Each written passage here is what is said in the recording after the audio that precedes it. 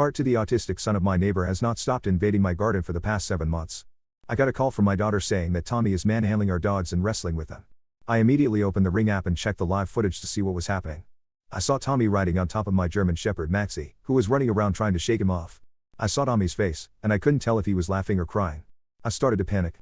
Then Maxie violently shook her body, sending Tommy flying off her back. He got some solid airtime before landing on his butt a couple of feet away from her.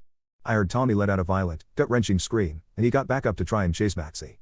You know how kids with disabilities are sometimes oddly athletic and physically enhanced? Well, this kid was definitely one of those. He's fast. In one fell swoop, he pushed himself off the floor and lunged towards Maxie with both arms extended.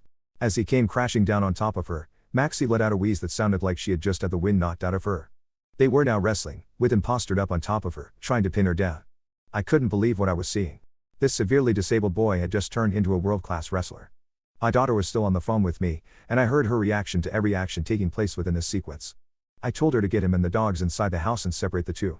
I left work immediately and came home to see the dogs lying down at the foot of the couch while the kid was lying on the couch crying. I told my oldest daughter to bring the dogs upstairs to her room. I'll take care of the rest. I called CPS and the child's parents. CPS arrived at my house before his parents did. Figures. I told them the whole story from start to finish. I told them their child is neglected. He always breaks into my yard and tries opening my padlock gates, etc. Then I went into detail about what occurred today regarding the wrestling incident. After talking to CPS, they took the child into their custody. I gave them his parents' phone number and they called them, explaining the situation in detail. I couldn't hear exactly what was said by the parents, but as the CPS officers were explaining the situation to them, I heard screaming from the other side of the line.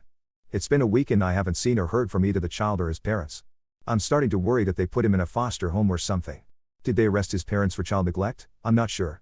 Maybe I should have called CPS earlier before it escalated to the wrestling incident. I would feel terrible if this family had their disabled son taken away from them because of me. Should I call CPS again and ask for an update on the situation? Do you think I did the right thing?